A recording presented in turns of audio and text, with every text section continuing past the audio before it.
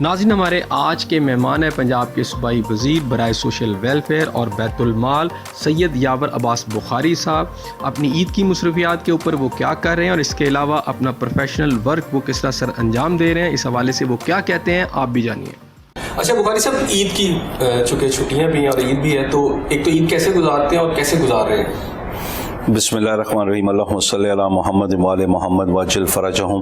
جی، عید ہماری بڑی نارمل ایک طریقے سے ہوتی ہے۔ صبح عید کی نماز اور پھر گھر پہ عموماً جتنے یار دوست ہیں، سپورٹرز ہیں، ووٹرز ہیں، وہ عموماً گھر پہ آتے ہیں۔ میرے بزرگ ہیں، میرے چچا جو مجھ سے پہلے MP رہے ہیں، تو وہ روایت یہ ہے کہ سارے آ کے ملتے ہیں، اور ہم وہ کوئی روایتی جیسے کوئی وڈیرے ہوتے ہیں نا، بالکل ہمارا وہ سٹائل نہیں ہے، کیونکہ وہ غریب گھر سے ہیں، تو اوبیسلی ہمارا وہی سٹائل ہے جو غریب عوام کا ہے کہ کوئی آئے اس کی مرضی ہے، کوئی نہ آئے ہم اس کو زبردستی نہیں کرتے۔ پھر ہم لوگ خصوصاً جو فوتگیاں ہوئی ہوتی ہیں، جن کی پہلی عید ہے، ہم ان کے گھر دعا کرنے کے لیے جاتے ہیں، کہ روایت ہے ہماری، ہم دعا کرنے جاتے ہیں، کوشش کرتے ہیں سب کے جا سکیں، لیکن کئی دفعہ پاسبل نہیں ہوتے، تو آپ لوگوں کے گھر دعا کرنے جاتے ہیں۔ پھر اپنے سے جو بزرگ ہیں آپ ان کو ملنے جاتے ہیں، لیکن عید کا دن آپ شروع کرتے ہیں بیسکلی اپنے بزرگوں کی قبر پہ جا کے، جیسے میں اپنے والدین کی قبر پہ، اپنے دادا دادی نانا نانی کی قبر پہ جا کے آپ شروع کرتے ہیں، اور پھر آپ نماز پڑھ کے آپ پھر لوگوں کے اندر گھل مل جاتے ہیں۔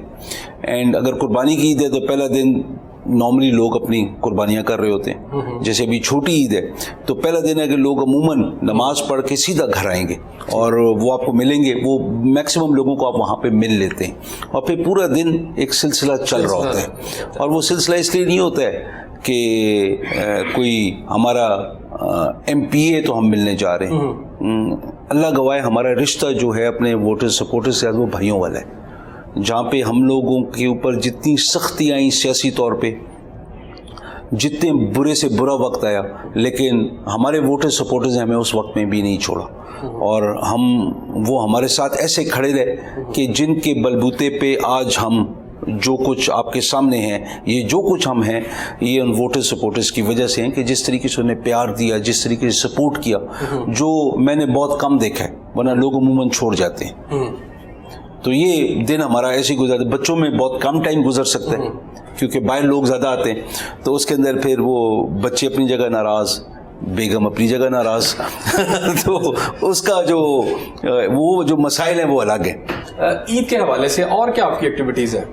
دیکھیں، عید پہ تو وہ میں نے آپ کو بتایا نا کہ ہم لوگ شروع کرتے ہیں بزرگوں کی قبر پہ، پھر عید کی نماز، اور ایک میری جو روٹین ہے جب سے میں MPA بنا ہوں، اس کے اندر میں اپنے اداروں میں سب سے پہلے جاتا ہوں، کہ سول ہاسپٹل چلے گئے، مریضوں کو ملے، ان کو جو بھی مٹھائی ہم دے سکتے ہیں وہ ہم دیتے ہیں، جیل جاتے ہیں، پھر وہ ادارے کے جن نے ہم لوگوں کی، چاہے ہم لوگ سو رہے ہوتے ہیں اور وہ ہماری حفاظت کر رہے ہوتے ہیں، پولیس، آپ کا ریسکیو 1122، ہم لوگ ان جگہوں پہ کیوں جاتے ہیں کہ عید کی ان کی چھٹی نہیں ہوتی جہاں وہ لوگ نوکریوں پہ بیٹھے ہوتے ہیں، تو پھر ہمارا کام ہے ہم جائیں ان کے پاس، ان کے ساتھ وہ عید کی خوشیاں ان سے مل کے بانٹیں، تاکہ ان کو یہ پتہ ہو کہ یار ہمارے جو لیڈرز ہیں وہ ہمارے ساتھ کھڑے ہوئے، اور یہ ایک جیسچر ہوتا ہے۔ اچھا، جب ہم چھوٹے تھے تو ہم عیدی دیتے تھے، اور اب عیدی لیتے تھے، اور اب عیدی دینی پڑتی ہے، تو دونوں میں ظاہری بات ہے انسان کے اوپر دونوں دوار آتے ہیں، تو کون سا اچھا لگا زیادہ؟ عیدی لینا ابھی تک چل رہا ہے۔ تو وہ ہوتا ہی ہے کہ مجھے بھی یاد ہے بالکل کہ ہم کوشش یہ کرتے سب سے پہلے عید ملنے اس کو جائیں جس سے ہمیں زیادہ عیدی کی توقع ہوتی تھی، وہ ایسے ہی ہوتا تھا نا، تو وہ قدرتی بات ہے، دیٹ واز وہ زندگی کا سب سے خوبصورت وقت ہوتا ہے کہ جہاں پہ آپ بغیر کسی مطلب کے آپ کسی کے پاس جا سکتے ہیں، اور آپ کو یہ پرواہ نہیں ہے کہ کون کیا ہے، صرف یہ ہے کہ آپ نے عیدی لینی ہے، ٹارگٹ ایک ہی ہے کہ عیدی لینی۔ تو ابھی وہ چیز تو ختم ہوگی، ابھی بچے ہم سے ایکسپیکٹ کرتے ہیں، تو اوبیسلی آپ پھر بچوں کو عیدی دیتے ہیں، اور پھر آپ کو بیلنس رکھنا پڑتا ہے کہ بھائی کے بیٹے کو، بہن کی بیٹے کو، کزن کے بیٹے کو آپ کس طریقے سے بیلنس کرتے ہیں، اپنے بچوں کو کیسے آپ بیلنس کرتے ہیں، تو یہ بڑا مسئلہ ہے۔ گفٹ وغیرہ فیملی میں دیتے ہیں کہ فیملی سے باہر جیسے لوگ ہیں وہ غریب ہیں مسکین لوگ بھی ہیں ان کو بھی کچھ دیتے ہیں یہ چیز؟ دیکھیں اللہ کے فضل و کرم سے رمضان کے مہینے میں ہم قریب اراؤنڈ کوئی 4 to 4,500 فیملیز کو ہم لوگ اور یہ تقریباً 5 کے قریب ہوگا آپ فیملیز کو آپ سرو کرتے ہیں. وہ جو خدمت ہم کرتے ہیں وہ اللہ پاک نے آپ کے نصیب میں ایک رزق لکھا ہے نا. ایک رزق وہ ہے کہ جو تعین شدہ ہے اور ایک رزق وہ ہے کہ جو آپ اپنے اعمال سے حاصل کرتے ہیں, محنت سے حاصل کرتے ہیں. جو تعین شدہ رزق ہے وہ اللہ پاک یا ڈائریکٹلی آپ کی اپنی محنت سے آپ کو مل جاتا ہے یا پھر آپ کے لیے کسی کو وسیلہ بناتے ہیں. تو یہ ہماری خوش قسمتی ہے کہ ہم اگر اتنے خاندانوں کے لیے ایک وسیلہ بنتے ہیں اور اس میں, اور یہ آج سے نہیں ہے, یہ اس کو کم از کم کچھ نہیں تو 40-42 سال ہو گئے اور یہ سلسلہ چل رہا ہے. یعنی سوشل ویلفیئر اور بیت المال کی جو آپ کی پوسٹ ہے یہ تو کام آپ پھر 40 سال سے پہلے سے ہی کر رہے ہیں؟ ہم اپنے سوشل ورک کی وجہ سے ہم سیاست میں آئے. ٹھیک. کیونکہ میرے والد صاحب نے ایک ٹرسٹ بنایا تھا جناب فاطمہ زہرا ٹرسٹ. تو اس کے اندر ہم لوگوں کو پڑھاتے لکھاتے بھی تھے, ان کے علاج معالجہ بھی اس میں ہوتا تھا.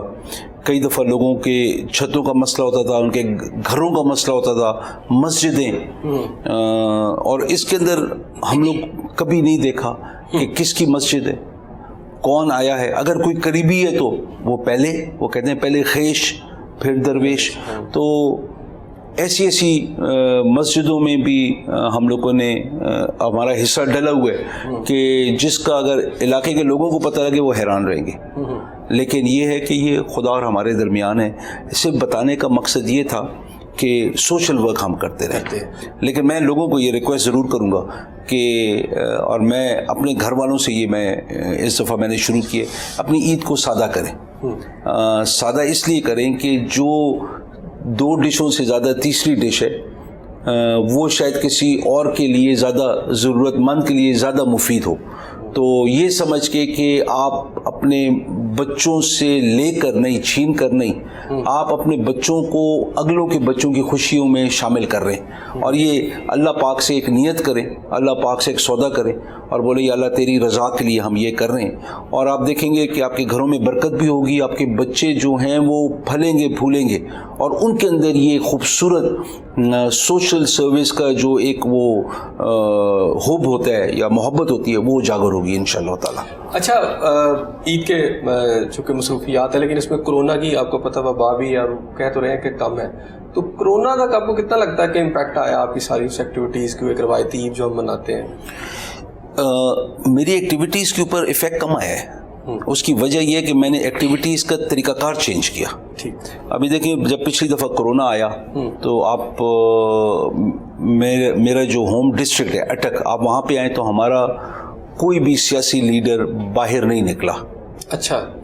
تو کچھ دن تو میں بھی نہیں نکلا, میں نے بھی دیکھا. لیکن اس کے اندر نقصان یہ ہوتا ہے کہ اگر آپ بحیثیت ایک لیڈر باہر نہیں آئیں گے, لوگوں کو وہ امید کی کرن نہیں دکھائیں گے, لوگوں کو اس سے بچنے کا پراپر طریقہ کار نہیں بتائیں گے اور اس کے اوپر خود عمل نہیں کریں گے, تو لوگوں کے اندر امید ختم ہو جاتی ہے. ایک لیڈر کی سب سے بڑی بدقسمتی یہ ہے کہ جس سے لوگوں کی امید ختم ہو جائے. ٹھیک. امید ایک ایسی چیز ہے کہ جو چلنی چاہیے, جو ہمیشہ رہنی چاہیے, اور اس کی طرف یہ نہیں کہ آپ نے بار بار بول دیا کہ میں وہ پاکستان میں سونا اگنا شروع ہو جائے گا. آپ لیکن کم از کم اس کی طرف کوئی قدم اٹھائے, مثبت قدم اٹھائے. جیسے کہ میں آپ کو ایگزامپل بتاتا ہوں کہ عید میں لوگ آتے ہیں, ایک رش ہوتی ہے. میری کوشش یہ ہوگی کہ میں لوگوں کو ملنے نکل جاؤں. ٹھیک. تاکہ لوگوں کو مل کے میں آؤں, اور ہر گھر میں جہاں پہ جاؤں گا وہاں پہ 4-5 لوگ ہوں گے. یہاں پہ میرے پاس 400-500 بندہ ہوگا, کیونکہ آپ کے ڈیرے میں, آپ کے گھر میں جگہ محدود ہوتی ہے تو اس میں رش زیادہ. ہر کوئی کورونا کے SOPs کو فالو نہیں کرتا, وہ نقصان ہوتا ہے. جو میں بات کر رہا تھا امید کی کہ میں بازار میں کیوں نکلا, وہ اس لیے نکلا کہ تاکہ میں نے لوگوں کو ماسک پہنانا سکھایا, ان کے ساتھ پیار محبت سے بات کی, ریڈی والوں کو سمجھایا کہ تمہارا ماسک پہننا کیوں ضروری ہے, کہ خدا نخواستہ تمہیں لگ گئی بیماری, تم تو جوان ہو برداشت کر لو گے, تمہاری بوڑھی ماں جس کو تم سے لگے گی وہ برداشت نہیں کر سکے گی, بچوں کو اگر لگ گئی کیا ہوگا. تو اپنے پیاروں کی ہلاکت کا سبب نہ بنے, ان کی سلامتی کا سبب بنے. تو سلامتی کا سبب آپ ایسے ہی بن سکتے ہیں کہ جب اپنے آپ کا آپ پورا تحفظ کریں, آپ پریونشن کی طرف جائیں, اور آپ ہر کوئی یہ سمجھے نا کہ میں کورونا کا مریض ہوں, اور میں نے کوشش یہ کرنی ہے کہ میں اپنے یاروں دوستوں کو, اپنے گھر والوں کو اپنے سے کورونا لگنے نہیں دوں گا. آپ وہ اگر احتیاط شروع کر دیں نا تو کورونا پھیلنا بند ہو جائے گا, ایک بات. اور دوسرا جو ہے کہ جو میں امید کی بات کر رہا تھا, جیسے کہ خان صاحب نے کہا ہم 1 کروڑ نوکریاں دیں گے, 50 لاکھ گھر دیں گے, اور پاکستان میں لوگ باہر سے آ کے کام کریں گے.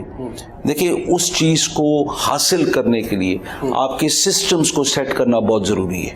ٹھیک, ہم لوگوں سے جہاں پہ غلطی ہوئی ہے کہ ہم سمجھ رہے تھے کہ ہم آ کے بیٹھیں گے اور ہم انن فانن سسٹمز کو ہم سیٹ کر لیں گے. سسٹمز کو صحیح کرنا سب سے مشکل کام ہے. ابھی آپ دیکھیں نا, آپ جس کے پاس چلے جائیں وہ رشوت لیتا ہے. وہ کیوں لیتا ہے رشوت؟ وہ اس لیے رشوت لیتا ہے کہ یہ سسٹم بہت اچھا چل رہا تھا, اس کو تباہ کب کیا گیا کہ جو 70 کی دہائی تھی اور 80 کی دہائی تھی, پھر 90 کی جو دہائی تھی, اس کے اندر پیسے لے کے لوگوں کو نوکریاں دی گئیں. جب پیسے دے کے نوکریاں دی گئیں تو اس کی اہلیت کبھی نہیں پوچھی گئی, اس کی صلاحیت دیکھی گئی کہ یہ مجھے 2.5 لاکھ 5 لاکھ 10 لاکھ روپے دے سکتا ہے کہ نہیں دے سکتا ہے. جہاں پہ آپ اہلیت کو چھوڑ دیں اور صرف دینے والی صلاحیت کی طرف آپ نظر رکھیں تو آپ یہ نہیں دیکھیں گے کہ یہ BA پاس تو ہے لیکن آیا اس کے اندر یہ صلاحیت ہے کہ یہ نوکری کر سکتا ہے. اس میں ایک پوائنٹ یہ بھی تو کہتے ہیں کہ شاید ان کی نیت ٹھیک ہی نہیں, لیکن نیچے لوگوں نے کام ٹھیک نہیں کیا. دیکھیں نیت تو خان صاحب کی بھی ٹھیک ہے, کوئی شک تو نہیں ہے نا, لیکن کام ویسا ہوتے ہوئے نظر نہیں آ رہا جیسے کہ خان صاحب کو خود بھی امید تھی اور خان صاحب نے وعدے کیے تھے, جس چیز کی ہمیں امید تھی. پرابلم کہاں پہ آتا ہے کہ سسٹم تباہ تھا. بھٹو صاحب نے جب نیشنلائزیشن کی, ان نے روٹی کپڑا اور مکان کا نعرہ لگایا اور ان نے یہ بولا کہ ہم ایک سوشلسٹ سسٹم لے کے آئیں گے جہاں پہ سارے برابر ہوں گے. کوئی پلاننگ کوئی نہیں تھی, ایک بات. نمبر 2, انہوں نے جب نیشنلائز کیا اور وہ ایک بھیڑ چال چلی تو میں نے اپنے بھائی کو لگوا دیا, اپنے بیٹے کو لگوا دیا, اپنے ماموں کے بیٹے کو لگا دیا, پھوپھی کے بیٹے کو لگا دیا. میں نے یہ نہیں دیکھا ان کی اہلیت کیا ہے, وہ انڈسٹری تباہ کر دی. اس ٹائم پہ پاکستان کا گروتھ ریٹ تھا ابو 8.5%. ایشیا کی one of the tiger economies تھی, جس کو کاپی کس نے کیا؟ کوریا نے. جس کو کاپی کس نے کیا؟ ملیشیا نے. جس کو کاپی کس نے کیا؟ سنگاپور نے. اور ہم لوگوں نے کیا کیا؟ ہم جس کو کاپی کیا گیا ہم تباہ ہو گئے. جن نے کاپی کیا وہ دنیا کی ترقی یافتہ معیشتوں میں ایک معیشت ہے. ٹھیک ہو, آپ ان کا پر کیپٹل انکم دیکھیں کہاں سے کہاں پہ چلی گئی. وہی پاکستان کو دیکھیں, آپ 50s میں دیکھیں, موازنہ کر لیں. تو ہم لوگ بہت اچھے تھے, ہمیں جو تباہ کیا گیا ہم نے خود کیا. کہ جب یہ گورنمنٹ آئی تھی تو 2 ان کے میجر پوائنٹ تھے. ایک تو یہ تھا کہ جتنے بھی کرپشن جنہوں نے کیا ہم اس کو they will be taken to task, انہیں پکڑا جائے گا, ان سے پیسے نکلوائے جائیں گے. اور دوسرا یہ ہے کہ جیسے بے روزگاری اور یہ لوگوں کے مسائل حل کیے جائیں گے. تو اس میں 2 ایشو میں مجھے ضرور بات بتائیے گا کہ جب یہ بات کنٹینر پہ کی جا رہی تھی, لوگوں نے ووٹ بھی دیا, سارا کچھ ہوا, تو 3 سال کے بعد تو ہونا تو یہ چاہیے تھا جن کے نام آپ لے رہے ہیں سارے اندر ہوتے اور پیسے ریکور ہو چکے ہوتے. پبلک کو ایشو نہیں, پبلک تو کہہ رہی ہے آپ ریکور کر کے دے دیں. اچھا, کسی کی ریکوری نہیں ہوئی اور سارے اس وقت باہر ہیں. دوسری پوائنٹ ہے کہ ابھی جو ضمنی انتخابات آپ دیکھیں تو اس کے اندر جو نتائج آ رہے ہیں, اور ابھی جو بھی ایک اور لاسٹ جو آیا ہے اور جس میں کل رات کو ایک قسم کی ریورس لگی ہوئی ہے, تو اس میں یہ کہا جا رہا ہے کہ شاید یہ تو مردہ گھوڑے تھے, پبلک نے ووٹ بھی PTI کو دے دیا, لیکن چونکہ نہ تو ریکوری کی گئی اور نہ مہنگائی وغیرہ پہ کنٹرول کیا گیا, اس لیے شاید آپ کی وہ پرفارمنس ویسی نہیں تھی جس کی وجہ سے مردہ گھوڑے میں جان پڑ گئی ہے. دیکھیں جہاں پہ بائی الیکشن ہوئے علاوہ نوشیرہ کی سیٹ کے, وہ بھی پارٹی کے اندر ایک اندرونی اختلاف کی وجہ سے اگلوں نے فائدہ اٹھایا. ورنہ آپ مجھے بتائیں کون سی سیٹ تھی جو نون کی یا PTI کی تھی جو نون جیت گئی؟ ٹھیک ہے, اور آپ یہ دیکھیں کہ ادھر PTI پہلے بھی نمبر 2 ہی تھی, لیکن مارجن بہت زیادہ تھا. نہیں, لیکن عام طور پہ کہا جاتا ہے نا ضمنی انتخابات ہوتے ہیں گورنمنٹ کے. نہیں, وہ گورنمنٹ کی اس لیے ہوتے ہیں کہ گورنمنٹ دھاندلی کرتی ہے نا. مطلب یہ شو کرتی ہے کہ اگر ہم نے دھاندلی کرنی ہوتی اور ہم دھاندلی میں اگر ہم بلیو کرتے تو یہ الیکشن یہ جو مرضی کر لیں ہم جیت جاتے. ٹھیک. میڈیا جو مرضی کہتا ہے, طریقہ کار 1000 سے زیادہ ہے بےمانی کرنے کا, لیکن جب نیت ہی بےمانی کی نہیں ہے, نیت نہیں تھی, نیت ہی نہیں ہے بےمانی کی, اور ہم چاہ رہے ہیں کہ ان سسٹمز کو شفاف کیا جائے. لیکن یہی سسٹم کی درستگی ہے کہ آپ سسٹم سے ناجائز فائدہ نہ اٹھائیں. جو میرا کہنے کا جو اتنا میں پیچھے سے آ رہا تھا نا کہ سسٹمز ٹھیک تھے ہمارے, one of the best system سے. نیشنلائزیشن نے تباہ کیا, اور پھر ان لوگوں نے پیسے لے کر جب نوکریاں دی تباہ کر دیا. آپ کی پولیس آج کیوں ایسی ہے جیسے آپ کو نظر آ رہی ہے؟ آپ اس دفعہ پولیس کی بھرتی دیکھیں کیسی ہوئی ہے, بالکل 100% شفافیت, اہلیت. ہمیں پہلے یہ ہوتا تھا کہ M N As M P A سے نام مانگے جاتے تھے, ہمیں اس ٹائم پہ پتہ ہی نہیں تھا کہ پولیس کی بھرتی کب ہوئی ہے. مطلب دس از گڈ. اس کے اندر دوسری چیز یہ ہو سکتی ہے کہ بیوروکریسی, پولیس کی بیوروکریسی اپنے مرضی کے بندے بھرتی کر سکتے, اپنے مامے چاچے کے بچے بھرتی کر سکتے, بالکل کر سکتے. لیکن اس کا جو توڑ تھا وہ in camera running, in camera measuring of the chest, the height, قد ناپنا, چھاتی ناپنا, وہ جو بھاگ ہے ان کی, وہ سارا ان کیمرہ ہے, کیمرہ دیکھ رہے ہیں. اپنی مرضی کوئی بھی نہیں کر سکتے. اگر آپ اتنی شفافیت لے آئیں گے نا ہر سسٹم میں, ہر محکمے کے سسٹم میں, تو انشاءاللہ تعالی ہر محکمہ اٹھے گا. پھر ایک لیڈرشپ رول بھی ہوتا ہے نا کہ جو لیڈر آ کے بیٹھتا ہے ایک محکمے میں, جو اس کو آپ منسٹر کہتے ہیں, اس منسٹر کا اپنا ویژن کیا ہے, اور پھر منسٹر کی ویژن کافی نہیں ہے, منسٹر کی اپنی ٹیم میکنگ, وہ ٹیم کو کیسے ساتھ چلانا ہے, جس کے اندر سیکرٹری صاحب آ جاتے ہیں, ڈی جی صاحب آ جاتے ہیں, آپ کے باقی ڈائریکٹرز آتے ہیں. آپ ان کو اپنا حصہ سمجھتے ہیں کہ نہیں سمجھتے؟ منسٹر اکیلا کچھ بھی نہیں ہے. یہ ایک خوبصورت ٹیم ہے جس کو آپ نے اپنا ویژن پہلے بتانا ہے کہ پہلے اپنے آپ کو انٹروڈیوس کریں, میں یہ ہوں, میرا ویژن یہ ہے, اور اس کو ایسے آگے میں لے کے چلنا چاہتا ہوں, آپ لوگ بتائیں میری معاونت آپ کیسے کریں گے اس کے لیے. تو وہ جو ویژن ہے وہ منسٹر نے دینا ہے, اور اس کے اندر اچھے آئیڈیاز اس مشن کو اچیو کرنے کے لیے, اس ویژن کو اچیو کرنے کے لیے آپ کو آپ کے سیکرٹریز, آپ کے ڈی جیز, آپ کے ڈائریکٹرز اینڈ ڈپٹی ڈائریکٹرز, یہ پورا عملہ ہے آپ کی مدد کرنے کے لیے. آپ کو مدد لینی آنی چاہیے. اچھا, ایک جنرل پرسیپشن ہے وہ یہ ہے کہ یہ جو بیوروکریسی ہے, ایک تو یہ ہے کہ یہ گورنمنٹ کی شاید اس طرح نہیں مان رہی. ایک بھی وہ آپ کے پاس فردوس عاشق وانسا والا بھی ایک واقعہ ہے سامنے, حالانکہ مجھے وہ ٹھیک لگا کہ وہ جو کر رہی تھی, مجھے تو لگا کہ منسٹر ٹھیک کر رہے تھے. دو طرح کے پرسیپشن ہے. ایک تو یہ ہے کہ اس طرح گورنمنٹ چاہتی ہے, کام اچھا کرنا چاہتی ہے, بیوروکریسی اس کے ساتھ کوآپریٹ نہیں کر رہی, یا پھر اس کے پیچھے نون لیگ شاید ان کو زیادہ لائن کو ٹو کر رہے ہیں, اس طرح کی باتیں کی جا رہی ہیں. دیکھیں, ایک وہ جو پچھلے وہ میں جواب پورا نہیں دے سکا کیونکہ میری تھوڑی عادت ہے, میں تھوڑا زیادہ تفصیل میں تھوڑا پھیلا کے جواب دیتا ہوں تاکہ عوام کو سمجھ آئے. میرا اور آپ کا سوال و جواب آپ میری بات 1 سیکنڈ میں اٹھا لیں گے, لیکن عوام کیسے سمجھے گی, وہ کس چیز کے ساتھ اس کا وہ موازنہ کر کے وہ پھر بات کرے. جہاں تک بات تھی خان صاحب کی کہ ہم لوگ نوکریاں دیں گے, کرپشن کے خلاف ہم جہاد کریں گے, ہم نے گڈ گورننس دینی ہے. دیکھیں, آپ کو ابھی خدا کے فضل و کرم سے بہت ساری جگہوں کے اوپر گڈ گورننس نظر آتی ہے, لیکن کمپلیٹ نہیں ہے. جب تک ایک سسٹم پورا کمپلیٹ نہ ہونا, جوڑے کا وہ آخری ٹانکا جب تک نہ لگ جائے تو وہ جوڑا پہن نہیں سکتے کیونکہ جوڑا تیار ہی نہیں. تو گورننس کے اندر آپ کو ایک ایک چیز کو پورا کرنا ہے. ہم ابھی تک ہر ایک ایک چیز کو پورا نہیں کر پائے, ہم کر رہے ہیں. جہاں تک بات ہے نوکریوں کی, آپ دیکھیں کہ ہم لوگوں نے تقریباً آج تک جب سے ہماری حکومت ہے, یہ 14 لاکھ بندہ ہم بیرون ملک بھیج چکے ہیں. 14 لاکھ بندہ, یہ اوورسیز منسٹریز ہے, اور قدرتی میرا چھوٹا بھائی ہے جو منسٹر اوورسیز ہے تو مجھے زیادہ انفارمیشن اس کے بارے میں. تو 14 لاکھ بندہ وہ بھیج چکا ہے فیڈریشن سے. اور آپ دیکھیں کہیں بھی کسی جگہ پہ بھی خدا کے فضل و کرم سے کوئی ایسی بات نہیں ہوئی کہ منسٹر اپنی منمانی کر رہا ہو. نہیں, ایسی کوئی بات سامنے نہیں آئی. اور وہ زلفی کا جو ایک وہ کیریکٹر ہے وہ ماشاءاللہ خدا کے فضل و کرم سے, یو سی, آپ جب سمجھتے ہیں نا ایک چیز کو اور آپ کا فوکس ہے کہ میں نے اپنے لیڈر کے سامنے نہ شرمندہ ہونا ہے نہ لیڈر کو شرمندہ کرنا ہے.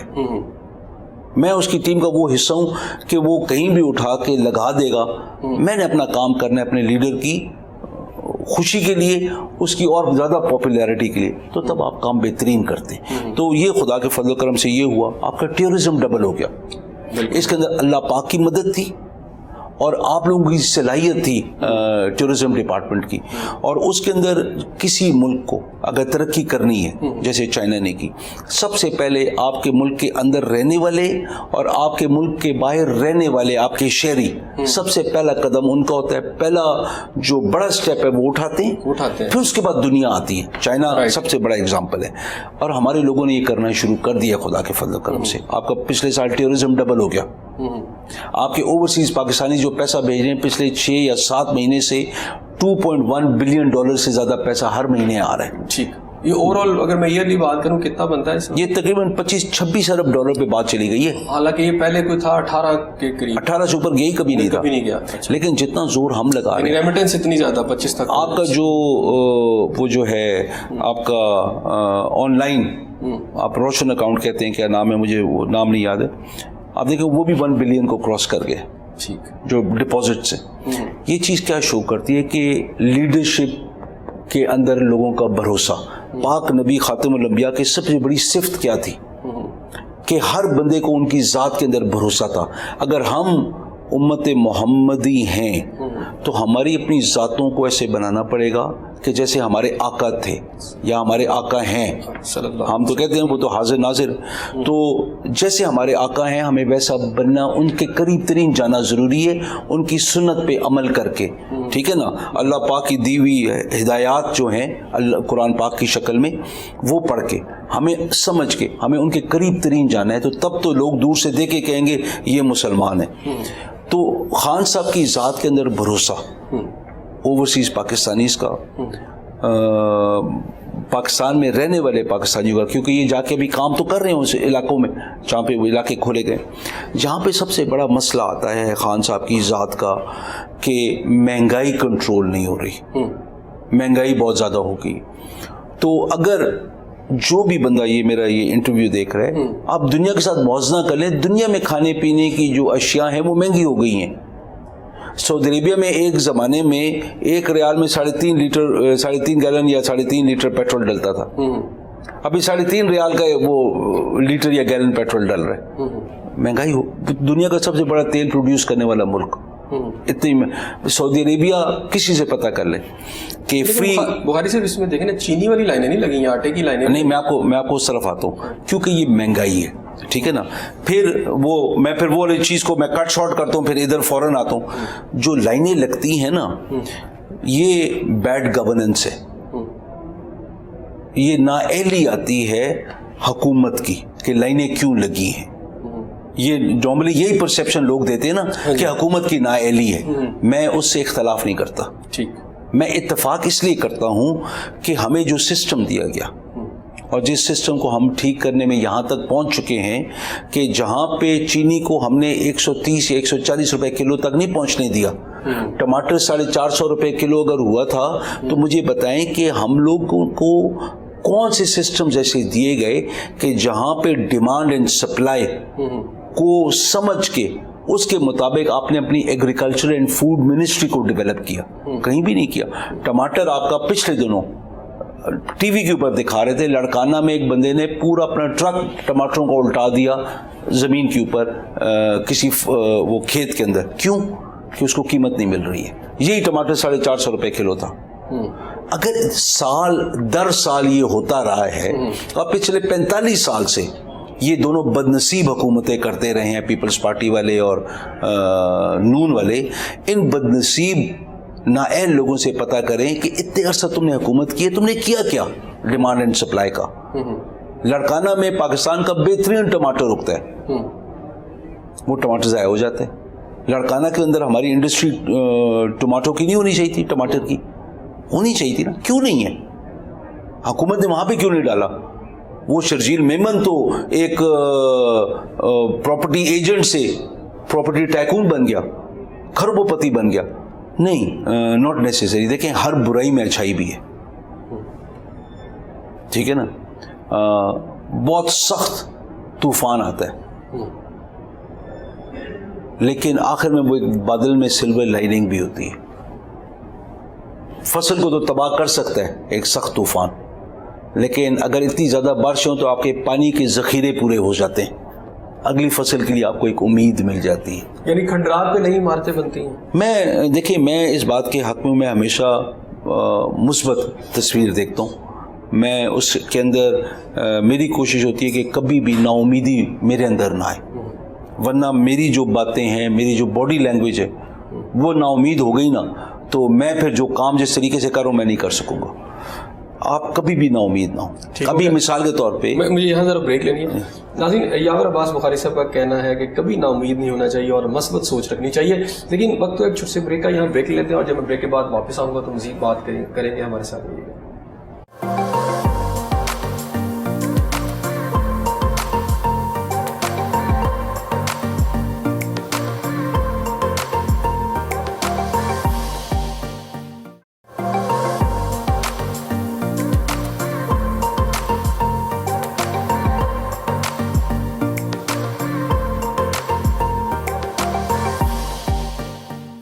ناظرین, پروگرام میں آپ کو ایک دفعہ پھر خوش آمدید کہتے ہیں. اچھا بخاری صاحب, ہر انسان کی زندگی میں کوئی ایسا شخص ضرور ہوتا ہے جو اس کی کامیابی کے اندر اس کا ایک بہت بڑا رول ہوتا ہے. آپ کی زندگی میں اور آپ کی کامیابی میں جہاں آج آپ کھڑے ہیں, پولیٹیکل آپ بات کروں یا ویسے بھی اوور آل, تو کس کا ہاتھ سب سے زیادہ آپ کی اس کامیابی میں؟ دیکھیں میں خوش قسمت رہا ہوں کہ اس میں بہت سارے لوگوں کا ہاتھ ہے. اس کی وجہ میں بتاتا ہوں کہ اگر جس قسم کی تعلیم حاصل کی میرے والدین مجھے اسکولوں میں نہ بھیجتے تو وہ تعلیم میں حاصل نہ کر سکتا. تو جس جگہ پہ میں آج کھڑا ہوں وہ اپنی تعلیم کے اور اپنے اس تجربے کے جو دنیا میں انہوں نے مجھے گھما پھرا کے مجھے تجربے دیے, ان کی بلبوتے کے اوپر جو آج میں شخصیت ہوں وہ میں ہوں. میرے وہ استاد جن کے اندر پادری تھے اور میں پوری عمر ان کے اسکولوں میں پڑھا ہوں, مشنری اسکولز میں, ان کا بہت بڑا ہاتھ ہے کہ ان نے کبھی بھی مجھے پڑھائی کے علاوہ مذہب کے لیے مجھے روزہ رکھنے کی ہمیشہ بولا, نماز پڑھنے کے لیے ہمیشہ بولا. تو میرے دل میں ان کی عزت بڑھ گئی. تو ایک وہ ہو گیا کہ ہم لوگ بین المذاہب بھی آپس میں مل کے رہ سکتے ہیں, بڑی خوبصورت. بالکل. تو یہ ان سے میں نے سیکھا. پھر اس کے بعد جو یار دوست ہوتے ہیں, جہاں پہ آپ کو وہ کمپنی ایک اچھی ملتی ہے جو آپ کو موٹیویٹ کرتی ہے ہمیشہ کہ نہیں یار یہ ہو سکتا ہے, یہ ہم کر سکتے ہیں. اور آج بھی جب میں منسٹر ہوں, میرے پیچھے میرے کلاس فیلوز, میرے جونیئرز, میرے سینئرز, وہ میرے ساتھ ایسے کھڑے ہوئے کہ جیسے منسٹری کے اپنے اہلکار ہوں. مجھے جہاں بھی ان کی مدد کی ضرورت پڑتی ہے وہ الحمدللہ میری مدد کرتے ہیں. اور الحمدللہ ایک بہت اچھے اسکول سے پڑھے, برن ہال ایبٹ آباد میں جو ہے, چاہے وہاں پہ میری کلاس فیلوز تھیں, کلاس فیلوز سے کوئی ڈاکٹرز ہیں, کوئی انجینئرز ہیں, اچھی بیوروکریٹس ہیں, تو وہ بھی ساتھ کھڑے ہوئے اور ان کی وجہ سے بہت کچھ ہم کر پاتے ہیں اور یہ ان کی مہربانیاں بھی ہیں. پھر میرے چچا جو مجھ سے پہلے ایم پی اے رہے, ان کی جب وہ ایم پی اے لاہور میں اپنے فنکشنز کرتے تھے یا ایز ایم پی اے آتے تھے اسمبلی میں یا الیکشنز ہوتے تھے تو ان کی میں پوری نمائندگی کرتا تھا. اور اس سے مجھے ذہنی طور پہ بڑا تیار کیا کیونکہ میں سیاست میں اپنے آپ کو آنے کا اہل نہیں سمجھتا تھا. یعنی پولیٹیکلی گراؤنڈ آپ ان کی وجہ سے ہوئے؟ ان کی وجہ سے ہوئے. اور وہ کیونکہ ہم لوگ ایز اے فیملی ہم بہت بلیک اینڈ وائٹ بات کرتے ہیں, ہمارے اندر گرے ایریا نہیں ہوتا, یا ہے یا نہیں ہے, یا سچ ہے یا جھوٹ ہے. تو وہ دنیا بھر 10,000 باتیں کسی کے بارے میں کر سکتی ہے, وہ الگ بات ہے. لیکن جب ان کا ہم سے آمنا سامنا ہوتا ہے, بات ہوتی ہے بیٹھ کے, تو ان کی بہت ساری غلط فہمیاں دور ہو جاتی ہیں. ہم میں کسی قسم کا تعصب نہیں ہے. یہ مجھے گوروں نے, پادریوں نے سکھایا کہ تعصب نہیں ہونا چاہیے. میرے والدین میں کبھی کسی کے لیے تعصب نہیں تھا, نہ میرے چچا میں تھا, نہ میرے چھوٹے چچا میں جو زلفی کے والد ہیں. الحمدللہ بالکل سیدھے سادے چلتے ہیں. ہم لوگ محنت کرتے ہیں اپنے ہاتھ سے. ہماری ہر سوچ میں یہ ہوتا ہے کہ پاکستان کو ہم کیسے آگے لے کے چلیں بیرون ملک, چاہے وہ کہیں بھی ہو, کہ ہم پاکستان کی آواز کو اور اونچا اور بڑا ہم کیسے کر سکتے ہیں. یہ جو کامیابی کا سفر ہوتا ہے اس میں خاتون خانہ کا بھی کوئی رول ہوتا ہے؟ جی بہت رول ہوتا ہے, بہت رول ہوتا ہے. وہ وجہ یہ ہے کہ لیکن آپ بتانا بھول گئے. نہیں, بتانا نہیں بھول گیا, وہ آخر میں میں نے آنا تھا. وہ اسی کہتے ہیں دا موسٹ امپورٹنٹ بٹ اس لیے کہ میں کبھی رات کو 2-2:30 بجے بھی دوستوں سے اٹھ کے گھر جا رہا ہوتا ہوں.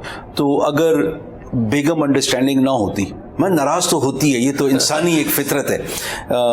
اور اگر سیاست میں جتنا میں ٹائم دیتا ہوں, کیونکہ میں اور وہی ہیں، اور اس میں میں اگر ٹائم بھرپور نہ دوں تو آبویسلی وہ مائنڈ بھی کرتی ہیں، لیکن وہ بھی اپنے آپ کو ایسی چیزوں میں بزی کر لیتی ہیں. اور ہم لوگوں نے وہ جو ایک انڈرسٹینڈنگ ہے وہ ان ریٹن ہے، کہیں لکھی بھی نہیں ہے، لیکن وہ ہر ممکن میرے پیچھے کھڑی ہوئی ہے، ہر ممکن انڈرسٹینڈ کرتی ہے. اور اللہ معاف کرے، خدا کا شکر ہے بہت کم موقع آئیں گے جہاں پہ جھوٹ کا سہارا لیا گیا، ورنہ میں بالکل سیدھی بات بتاتا ہوں. اچھا بچے کتنے ہیں؟ میرے 3 بچے ہیں جی. اور بیٹے؟ میرا 1 بیٹا ہے اور 2 بیٹیاں. How old they are?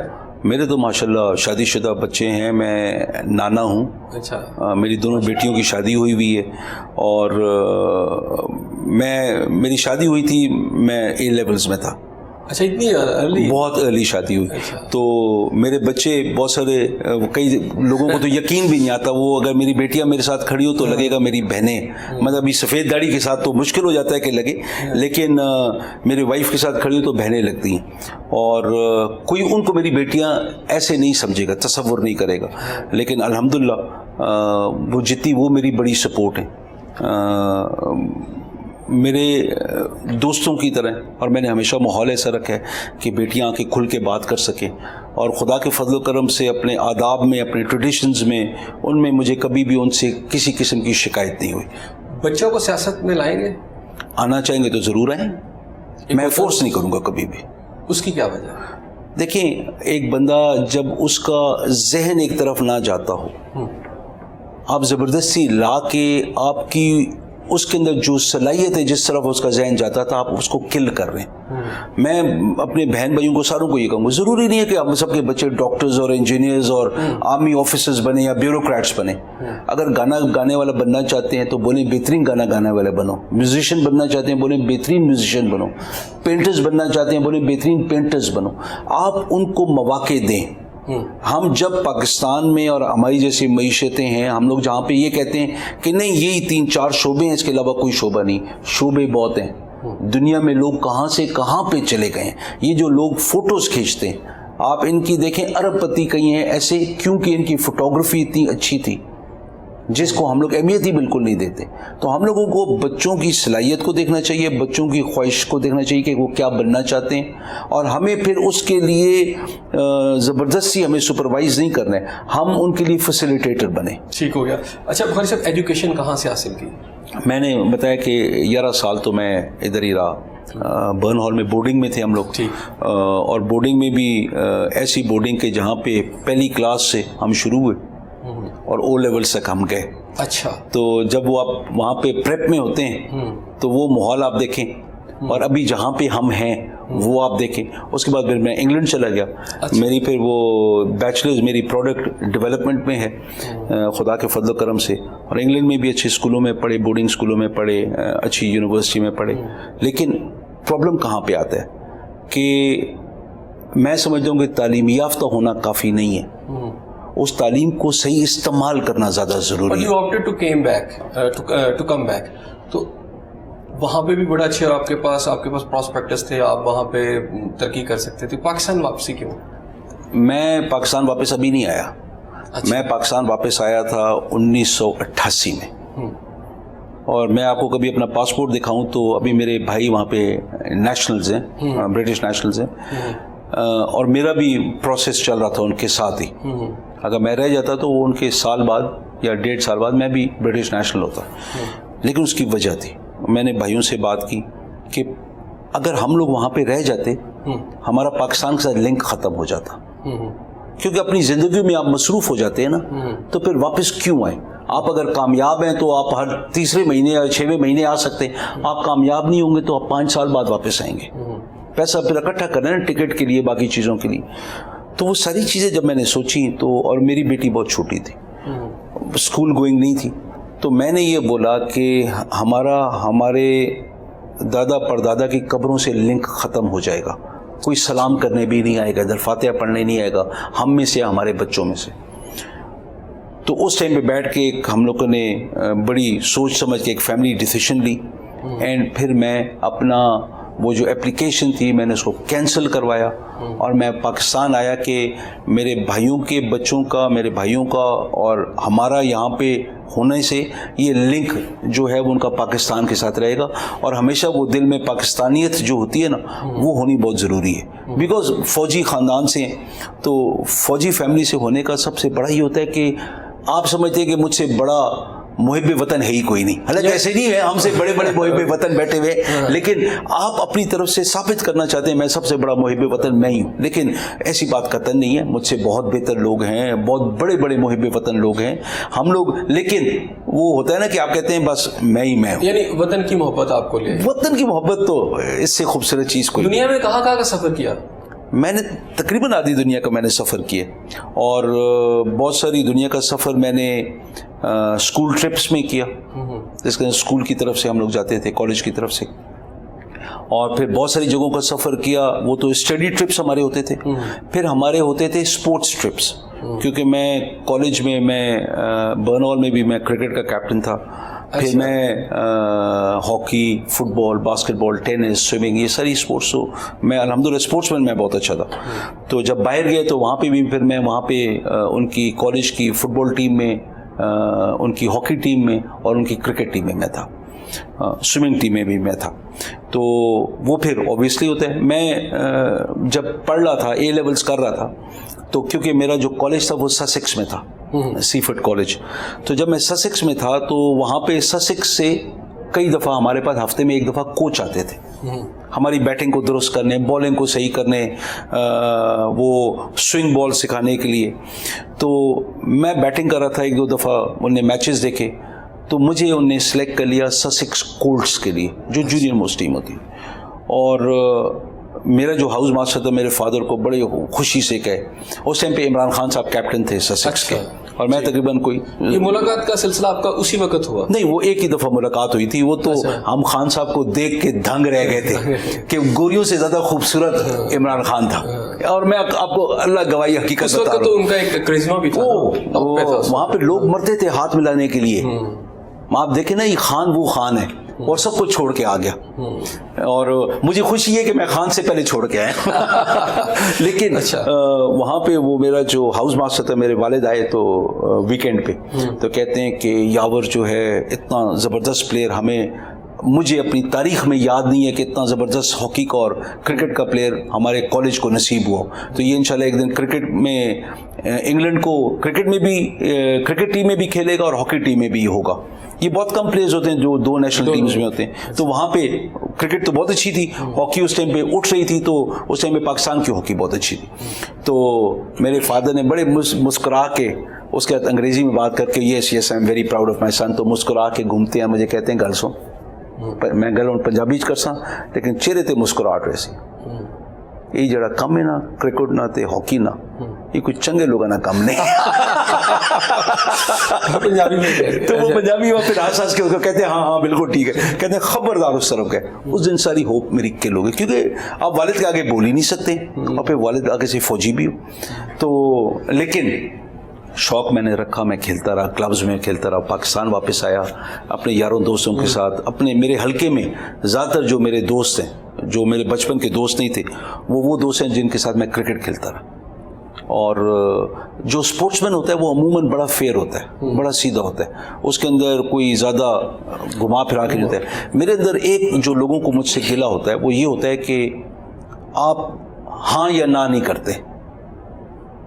میرا جواب یہ ہوتا ہے کہ میں شکست مانتا نہیں جب تک میں ہار نہ جاؤں. میں نے آخری دم تک، وہ انگریزوں کا ایک بڑا خوبصورت محاورہ ہے کہ many battles were lost but the war was won. چھوٹے چھوٹے جو جنگیں ہیں وہ آپ ہار سکتے ہیں، لیکن جو بڑی جنگ ہے آپ نے وہ جیتنی ہے. ان ہار سے آپ پیچھے نہ ہٹے. کوئی بندہ مجھے کوئی کام کہتا ہے، میں کہتا ہوں انشاءاللہ میں کوشش کروں گا. تو وہ کوشش آپ کرتے ہیں، اور پھر نتیجہ تو وہ اللہ پاک کی ذات دے دینا، آپ توکل اس کی ذات پہ کرنا ہے. اچھا، تھوڑا سا جب سے آپ اپنے اس ڈپارٹمنٹ کو، اس محکمے کو سنبھالا ہے، انیشیٹوز کیا لیا آپ نے؟ دیکھیں، اس سے پہلے میں ہوں ابھی بھی چیئرمین پبلک اکاؤنٹس کمیٹی، اور پبلک اکاؤنٹس کمیٹی کے بارے میں مشہور ہے کہ یہ سب سے زیادہ طاقتور کمیٹی ہے، اور اس کو کہتے ہیں ہر کمیٹی کی ماں committee. Mother of all committees, کیونکہ یہ اکاؤنٹیبلٹی کرتی ہے. اور اکاؤنٹیبلٹی کس چیز کی کرتی ہے کہ آپ نے اپنے طاقت سے آپ کے جو آپ کو ریاست نے آپ کو ایک طاقت دی، آپ نے اس سے تجاوز تو نہیں کیا، چاہے پیسہ خرچ کرنے میں، چاہے اصول کو فالو کرنے میں. تو اس کے اندر میں اس لیے آپ کو یہ بات پہلے بتا رہا ہوں کہ مجھے اس بات کے اوپر بہت فخر ہوتا ہے کہ اللہ پاک نے میرے نصیب میں یہ لکھا کہ یہ میں کر پایا. صلاحیت اس کی دی ہوئی ہے، وہ نہ چاہتا تو نہ ہوتا، لیکن اس نے چاہ. اور مجھے میں قسم اٹھا کے کہتا ہوں کہ میں کئی دفعہ مجھے آنکھوں میں آنسو آتے ہیں، خدایا کہ میں شاید اس قابل نہیں تھا جتنا بڑا کام تو نے مجھ سے لے لیا. پاکستان کی تاریخ میں یہ کبھی نہیں ہوئے کہ صوبائی پی اے سی اور پنجاب جیسے صوبے میں جہاں پہ 2 پی اے سیز ہیں، پی اے سی 1 پی اے سی 2، دونوں کے جو پاورز ہیں وہ برابر ہیں، اس کا کوئی فرق نہیں، لیکن ایک کا 1 اور ایک کا 2 نام دے دیا. ہم نے 1977 سے لے کر 2018 کی سپٹمبر تک 41 سال بنتے، اور اس کے اندر جو ریکوری ہوئی ہے وہ 13 ارب روپے ہوئی ہے.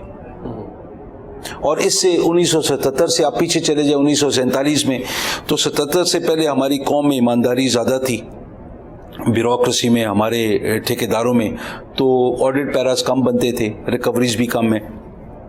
لیکن اس ٹائم پہ معاشرہ ہمارا مسلمانوں کے اوپر زیادہ مبنی تھا. ابھی ہمارا معاشرہ مسلمانوں پہ کم اور دعوے داروں پہ زیادہ ہے. ہم دعویٰ کرتے ہیں کہ ہم مسلمان ہیں، لیکن ہمارا عمل مسلمانوں والا نہیں ہے، بالکل برعکس ہے، بالکل برعکس ہے. ہم کہتے ہیں کہ رشوت حرام ہے، رشوت لینے میں ہم پہل کرتے ہیں. ہم کہتے ہیں فلاں چیز ایسے ہے، ہم ہر چیز کو توڑ تاڑ کرنے میں خدا کے قانون کی پرواہ ہم نہیں کرتے. نعوذ باللہ، یہ اللہ معاف کرے. یہ اس لیے تو برائیاں آتی ہیں. ناظرین ہم بریک لیتے ہیں، اور جب میں بریک کے بعد واپس آؤں گا تو ہم جو اپنی بات چیت ہے وہیں سے شروع کریں گے جہاں سے یہ سلسلہ بھی ٹوٹا ہے. ہمارے ساتھ رہیے.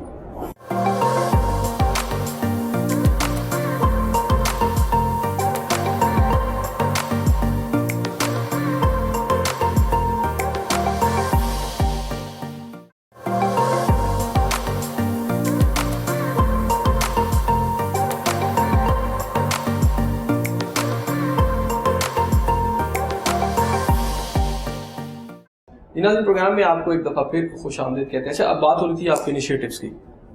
اچھا وہ میں آپ کو پہلے پبلک اکاؤنٹس کمیٹی کا بتا رہا تھا کہ مطلب انیشیٹو کیا ہوتا ہے. بیسکلی آپ کا ویژن کیا ہے، جو لیڈر ہوتا ہے اس کا ویژن کیا ہے، اور پھر اس ویژن کی امپلیمنٹیشن آپ کیسے کرتے ہیں. ریزلٹس وہ دیتا ہے، اور آپ اس کو جتنی شفافیت اور جتنی نان کرپٹ پریکٹسز کے ساتھ جب آپ کرتے ہیں تو وہ دنیا کو نظر آتا ہے. دنیا جو مرضی کرتی رہے. تو میں نے جو بتا رہا تھا آپ کو کہ 1947 سے لے کر 1977 تک، کیونکہ قوم کرپٹ نہیں تھی، مسلمان زیادہ تھے، دعوے دار کم تھے، تو میل پریکٹسز کم تھی، کرپشن کم تھی، تو ریکوریز بھی کم ہے. تو وہ اب 2 ارب 3 ارب کر لیں.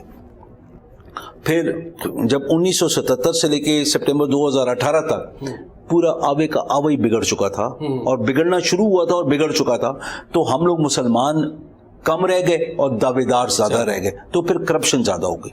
جب کرپشن زیادہ ہوئی، کیونکہ باتیں بنانے والے کبھی سیدھی بات کر نہیں سکتے، تو جب یہ بات ہوئی تو اس کے اندر جو ریکوری تھی وہ 13 ارب روپے تھی. ٹوٹل 2 ارب آپ پہلے کی کر لیں اور 13 ارب یہ کر لیں، آپ 15 ارب 16 ارب کر لیں. ٹوٹل ریکوری پاکستان بننے سے 2018 تک، سپٹمبر 2018 تک، یہ 73 سالوں میں تقریباً 16 ارب روپیہ.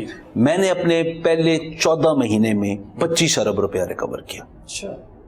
یہ پاکستان کی تاریخ میں نہیں ہے. اور پھر یہ جو میں نے پیسہ ریکور کیا، اس کے اندر میں نے یہ نہیں کہا کہ یہ کیونکہ نون کا پروجیکٹ ہے اس کو رگڑ دو، یہ پیپلز پارٹی کا پروجیکٹ ہے اس کو رگڑ دو، یہ پی ٹی آئی کا پروجیکٹ ہے اس کو ہاتھ نہیں لگانا ہے. اللہ تعالیٰ کی ذات گواہ ہے، روز محشر میں اس کا جواب دوں کہ میں نے کہیں تعصب شو نہیں کیا. آپ میری جو کمیٹی ہے اس کے اندر آدھے نون کے ہیں، آدھے پی ٹی آئی کے ہیں، اور آپ کسی سے جا کے پتہ کر لیں کہ کسی وقت بھی چیئرمین نے کہیں تعصب کا اظہار بھی کیا ہو تعصب شو بھی کیا ہو. جہاں پہ نون والوں کو ڈر تھا کہ یہ تعصب کی بنیاد پہ لے کے آ رہے ہیں, میری وہاں پہ کنڈکشن اتنی کلیئر تھی کہ ان کو یقین ہے کہ ہم بیٹھیں نہ بیٹھیں, ہم بوائے کاٹ بھی کریں, اس چیئرمین سے ہمیں کبھی بھی تعصب کی کینہ پروری کی یا نفرت کی وہ چیزیں. تو یہ جو میں نے کیا یہ صرف اس کے اندر میں نے امپلیمنٹیشن سے ہی رکھی. میں نے جو بھی فیصلے کیے, اور میرے فیصلے ہائی کورٹ کے جج کے فیصلے کی برابر وہ وزن رکھتے, میں نے اپنے فیصلوں میں عام پبلک کو مدد کرنے کی کوشش کی تاکہ ان کی زندگیاں آسان ہوں. میں نے قانون کو کہیں کھینچا, کہیں گھمایا, توڑا نہیں, لیکن عوام کے اس کے اندر رہتے ہوئے. اور اگر چیف منسٹر, اگر سابقہ چیف منسٹر بھی چیف منسٹر کی حیثیت سے کوئی فیصلہ کیا ہے, میں نے اس کی عزت کی, کیونکہ اتھارٹی ہے. اتھارٹی جب ایک دفعہ فیصلہ کر لے آپ کو اس کو ماننا پڑے گا, آپ نہ نہیں کر سکتے. اس ٹائم پہ حکومت وقت ان کی تھی, اتھارٹی وہ تھے, انہوں نے جو فیصلہ کیا میں نے سے بھی پوچھا کہ چیف منسٹر کی اجازت تھی, مجھے دکھائی تھی, میں نے کہا ختم. دیکھیں یہ اصول ہوتا ہے, سسٹمز تب صحیح ہوتے ہیں کہ جب آپ اپنی ذات کو نکالتے ہیں بیچ میں سے, اس چیز کو رکھتے ہیں, کنٹینیوٹی رکھتے ہیں, ذات کو نکالتے ہیں, تعصبات کو نکالتے ہیں, نفرتوں کو نکالتے ہیں, تو یہ چیز ایسی ہوتی. پھر جنوری میں مجھے یہ منسٹری کی ذمہ داری سونپی گئی, سوشل ویلفیئر اینڈ بیت المال کی. اللہ گواہ ہے لوگ یہ منسٹری لینا نہیں چاہتے, یہ آپ کو بھی پتہ ہے, جس کو کہتے ہیں نا کہ بالکل ایک وہ منسٹری جب آپ کسی سیاستدان کو سائیڈ لائن کرنا چاہتے ہیں نا تو آپ اس کو یہ منسٹری دے دیں. جھنڈا تو ہے پر باقی زیرو ہے. تو قدرتی بات ہے مجھے بھی بڑا وہ ہوا کہ یہ کیا ہو گیا, لیکن پھر میرے بچوں نے, میرے بھائیوں نے, میرے کزن سب نے مل کے مجھے موٹیویٹ کیا کہ یار اس کے اندر اللہ پاک نے تمہیں وہ موقع دیا ہے کہ جہاں پہ تم ڈائریکٹلی غریبوں کے ساتھ ان ٹچ ہو. تو جو بھی ہمارے خاندان کی صلاحیت ہے وہ جو خون میں دکھاؤ ابھی. اچھا پھر اس موٹیویشن کے ساتھ کہ یار ابھی کرنا ہے, تو میں آیا تو چند چیزیں ان پروسیس تھی, چند چیزیں ہم لوگوں نے کی. ہم نے آ کے تقریباً 4 نئے قانون, 5 نئے قانون ہم نے تیار کیے. اس کے اندر ایک تھا کہ یہ جو بھیک مانگتے ہیں ان کے خلاف, اور اس کے اندر میں آپ کے توسل سے میں ریکویسٹ بھی اپنے بہن بھائیوں کو, میں عموماً ہر چینل پہ کرتا ہوں جہاں پہ میں جاتا ہوں, کہ خدا کا واسطہ ہے اگر آپ کو کسی کے بچے کا احساس ہے تو ٹریفک لائٹ کے سگنلز پہ, سڑک پہ جو بیکاری ہوتی ہے ان کو بھیک دینا بند کر دیں. یہ صدقہ نہیں ہے, یہ آپ کے ان پیسوں سے ان کو ایک نشہ ملتا ہے کہ اتنا پیسہ ہمیں دن میں ہم اکٹھا کرتے ہیں, جب ان کے پاس لوگ کم ہوتے ہیں تو یہ لوگ جا کے لوگوں کے بچوں کو اغوا کر کے لاتے ہیں. اور کسی کا بچہ جب یہ, اور ہمارے پاس یہ کیسز ہیں کہ لوگوں کے بچوں کو ان لوگوں نے اغوا کیا, اور یہ لوگ کروڑوں پتی لوگ ہیں.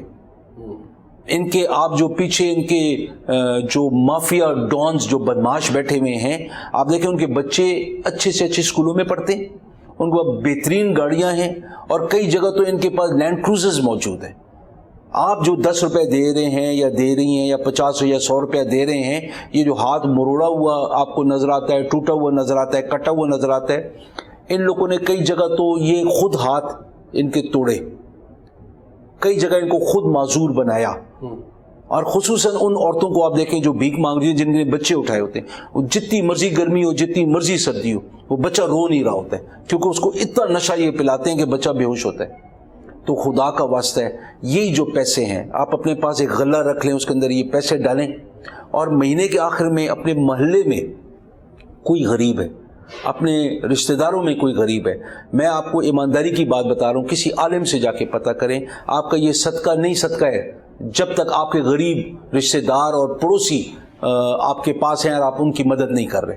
پہلے خیش پھر درویش, آپ نے پہلے اپنے لوگوں کو دیکھنا ہے پھر ادھر دیکھنا ہے. ہمارے پاس ایک مثال تھی جہاں پہ پشاور سے ایک بچہ اغوا ہوا تھا, اور جب ہم نے اس کو, جب وہ بچہ ریسکیو ہوا تو اس کے ہاتھ ٹوٹا ہوا تھا, انگلیاں ٹوٹی ہوئی تھی. وہ اس لیے کہ جو بندہ اغوا کر کے لایا تھا اس نے اس کا ہاتھ اس طریقے سے توڑا کہ وہ بھیک مانگے, اور اس ظالم انسان کے اپنے بچے, یہ جو پاکستان کے بڑے بڑے یہ نام اسکولوں کے ہیں, ان میں سے ایک اسکول میں وہ پڑھ رہے تھے. تو آپ مجھے بتائیں کہ اگر آپ لوگ یہ دینا بند کر دیں تو اس سے ہماری مدد بھی ہوگی. شہر کے اندر سڑکوں پہ جب آپ بھیک دینے والے نہیں ہوں گے تو بھیک لینے والے خود چلے جائیں گے, کیونکہ پورے دن وہ دھوپ میں نہیں کھڑے ہو سکتے. تو ہماری مدد, ہم بیکاریوں کو ختم کر رہے ہیں, لیکن آپ کی مدد کے بغیر ہم زیرو ہو جاتے ہیں. جس دن آپ کھڑکی کھول کے آپ 10 روپے 50 روپے آپ کسی بیکاری کو دیتے ہیں. اچھا, یہ جو اسٹیشنز وغیرہ پہ مختلف جگہوں پر یہ جو پناہ گاہیں ہیں, اس کے علاوہ فوڈ کا آپ کا پروجیکٹ تھا, اس کے اوپر کیا اس وقت سچویشن؟ دیکھیں, اس کے اندر پہلے تو میں آپ کو بتاؤں, ہم 5 قانون جو ہم بنا رہے ہیں. ایک تو بیکاریوں کے خلاف ہم ججز کو بتا رہے ہیں کہ کم از کم سزا کیا ہے, تاکہ ان کی اگلے دن ضمانت نہ ہو جائے. اور جو سرغنے ہیں ان کے اوپر ہم 10 سال کم از کم سزا اور 30 لاکھ روپے جرمانہ, ہم تاکہ ان کو ایک ڈینٹ لگے, ایک یہ ان کے لیے عبرت کا نشان ہو, تاکہ یہ ختم ہو یہاں سے. ہم پھر ایسا ایسا کر کے لاہور جیسے شہر میں ہم 4 شاہراہیں ہم نے اس سے آزاد کروا لی ہیں, اور ہم انشاءاللہ تعالیٰ اس کو 8 یا 10 کی طرف لے کے جائیں گے. لیکن کیونکہ ہمارا معاشرہ مسلمانوں کا کم اور دعوے داروں کا زیادہ ہے, پھر عورتوں کے تحفظ کے لیے ہم ایک قانون لے کے آ رہے ہیں, پھر ہم بچوں کے تحفظ کے لیے قانون لے کے آ رہے ہیں, پھر ہم NGOs کی آسان رجسٹریشن کے لیے, تاکہ یہ لوگ جتنی جلدی رجسٹر ہوں گے, شرط یہ کہ ملک دشمن نہ ہو. ٹھیک ہے. اور یہ لوگ ہماری معاونت بہت زیادہ کر سکتے ہیں. آ رہی ہے NGOs کی رجسٹریشن, وہ اس لیے آ رہی ہے کہ ایک تو یہاں پہ ہمارے محکمے میں ٹائم زیادہ لگتا ہے, اور پھر دوسرا جو ہوم آفس سے اس کی کلیئرنس ہوتی ہے, ہوم منسٹری سے, وہاں پہ ٹائم لگتا ہے. یہ دیکھنا ضروری ہے کہ بہت ساری NGOs ایسی تھیں جو ان نے لبادہ تو پہنا تھا انسانیت کی ہمدردی کا, لیکن ان کے عزائم ملک دشمن تھے. تو ہمیں کچھ بھی ہو, کسی بھی ملک سے, کسی بھی ملک سے آ جائے اور پاکستان کے ساتھ دشمنی کرے, ہمیں برداشت نہیں. اس لیے ٹھیک ہو گیا, ایک یہ قانون ہو گیا. ہم لوگ یہ قانون اس لیے لا رہے ہیں کہ کسی بچے کے ساتھ زیادتی ہو, جیسے چائلڈ پروٹیکشن میں, تو اسی بچے کو حفاظت کی ضرورت نہیں ہے. ہمیں ہر بچے کو محفوظ کرنا ہے, ہر عورت کو محفوظ کرنا ہے. ہم نے NGOs کی رجسٹریشن آسان کرنی ہے, ہم نے قانون لانا ہے بیکاریوں کے خلاف. یہ وہ چیزیں ہیں جو ہم کریں گے, اس سے معاشرہ انشاءاللہ بہتر ہوگا. ٹھیک ہوگا. اس کے علاوہ آپ کے محکمے کے اندر میں بات کر رہا ہوں, جیسے آپ نے یہاں پناہ گاہیں تھیں, وہ بنی بھی ہیں, لیکن وہاں ہم نے دیکھا کہ وہاں نیا کوئی سٹاف نہیں آیا, جو بلکہ یہاں سے شاید سٹاف جا رہا ہے, جو میری اطلاعات ہے. تو وہاں کا سٹاف جو کہ وہاں پہ سرو کر سکے, ایک تو وہ ذرا بتا دیں. دوسرا, میں نے جو مجھے تھوڑا سا آبزرویشن ہوئی کہ سوشل ویلفیئر کے جتنے بھی پروجیکٹس ہیں, اس میں جو آپ کا خاص طور پہ ہیلتھ کے پروجیکٹ ہیں, کوئی ڈسپینسریز بنی ہوئی ہیں, وہاں یا تو سٹاف نہیں ہوتا, مطلب ٹاؤن شپ کے جیسے وہاں تو میڈیکل کا آپ کا کوئی فیسلٹی نہیں ہے. اور باقی جگہوں پر بھی مجھے شیر بنگال کالونی کے اندر بھی ایک میں جانے کا اتفاق ہوا, اور میں نے وہاں ڈسپینسری دیکھی تو وہاں یا تو ڈاکٹر نہیں ہے یا کوئی ایسی چیز نہیں ہے. تو آپ نے اس پہ بھی فوکس کیا تھوڑا؟ دیکھیں, جو جہاں تک بات ہے پناہ گاؤں کی, پناہ گاؤں کا ایک فلسفہ ہے, ٹھیک ہے, کہ جو بھی ہمارے بھائی کسی اور شہر سے دوسرے علاقے میں آتے ہیں, اور اس کے بعد اتنا ہی پیسہ ہے کہ اپنے علاج کروانے آئے تو علاج کروائے گا, اور پھر ہوٹل میں رہنے کے لیے اس کو قرضہ لے کے آنا پڑے گا, یا رشتہ دار اس کو پسند نہیں کرتے رکھنے کے لیے, تو اس کو ایک محفوظ چھت, صاف کھانا اور صاف ستھرا بستر, یہ ہم 3 دن کے لیے پرووائڈ کرتے ہیں. مصیبت ہو تو ہم اس کو تھوڑا سا ایکسٹینڈ بھی کر دیتے ہیں. لیکن یہ پرائم منسٹر صاحب کا ایک ویژن تھا. ویژن اس لیے تھا کہ وہ غریبوں کو اس حالت میں وہ دیکھ نہیں سکتے. پروجیکٹ بہت اچھا ہے, پروجیکٹ تو بہت, اور اس کے اندر آپ کسی سے جا کے آپ انٹرویوز لیں, آپ پناہ گاؤں کی حالت جا کے دیکھیں. پروجیکٹ یہ بہت اچھا ہے. آپ کو پتہ ہے لاہور میں کتنی پناہ گاہیں؟ 4 میرا خیال ہے. کتنی ہیں؟ کتنی خوبصورت بات آپ نے کر دی. میں ایز منسٹر بننے سے پہلے میں یہی سمجھ رہا کہ یہ 3 یا 4 پناہ گاہیں. ہاں, مجھے بھی میرا خیال ہے. لاہور کے اندر اس وقت آپ کے پاس 5 سگنیچر پناہ گاہیں ہیں جو اسپیشلی ہم نے بنائی ہیں. اس کے علاوہ 5 ہم نے کرائے پہ لے کر بنائی ہیں, 10 ہو گئی. ہمارے ہر بڑے اسپتال میں ایک پناہ گاہ ہے. اچھا. اس کے علاوہ 2 پناہ گاہیں ابھی ہم نے شروع کر دی ہے شوکت خانم کے پاس, اور ایک اور پناہ گاہ ہم شروع کر رہے ہیں ادھر لاری اڈے کے پاس. یہ جو نہیں ہے جو انٹرسٹی جو ہے یہ یہاں پہ اقبال ٹاؤن سے آگے وہاں پہ, اور یہ تقریباً ٹوٹل ملا کے 19 صرف لاہور میں بنتی ہیں. اور پورے پنجاب میں 95 بن چکی ہیں, چالو ہیں, آپریشنل. ٹھیک ہے نا. ابھی اس کے اندر ہماری جو سب سے بڑی پناہ گاہ ہے وہ ہے توسط شریف علی.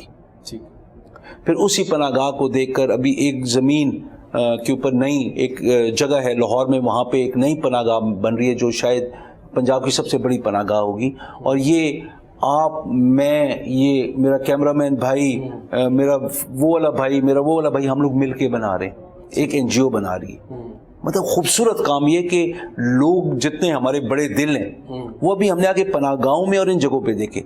फिर हमारा प्रोजेक्ट है मील्स ऑन व्हील्स, जिसका मकसद ये है कि कोई भूखा नहीं सोएगा। ठीक। लाहौर के अंदर 10,000 खाने और फैसलाबाद के अंदर 5,000 खाने, ये हम प्रोवाइड कर रहे हैं। और इसको हमने बाकी शहरों में और देहातों में लेके जाना है। ट्रकों के ऊपर रखने का मकसद ये था कि लोग एक जगह पे ना आए, खाना उन तक पहुंचाओ। ठीक हो गया। और जो स्टाफ की आपने बात की बिल्कुल दुरुस्त है, हमें नई भर्ती की इजाज़त ही नहीं दी गई। हमारा स्टाफ वो स्टाफ है जिसको मैं कहता हूँ फरिश्ते। ये सुबह 9 बजे से 4 बजे तक दफ्तरों में, और फिर 6 बजे से लेकर रात को 9-10 बजे तक पनाहगाहों में ये लोग काम कर रहे हैं, डबल ड्यूटी दे रहे हैं। फिर उसके अलावा हर डायरेक्टर लेवल के मेंबर को मिनिस्ट्री के हम लोगों ने एक पनाहगाह दी हुई है। जी नाज़रीन, आपने यावर अब्बास बुखारी साहब जो इस वक्त प्रोविंशियल मिनिस्टर हैं बैतुल माल और इसके साथ साथ सोशल वेलफेयर, उनकी बातें सुनी। वक्त चूँकि ख़त्म हो चुका है, इस दुआ के साथ कि अल्लाह ताला आपको अपनी रहमतों के साए में रखे। अपने मेज़बान हसन ज़िया को इजाज़त दीजिए। अल्लाह हाफिज़।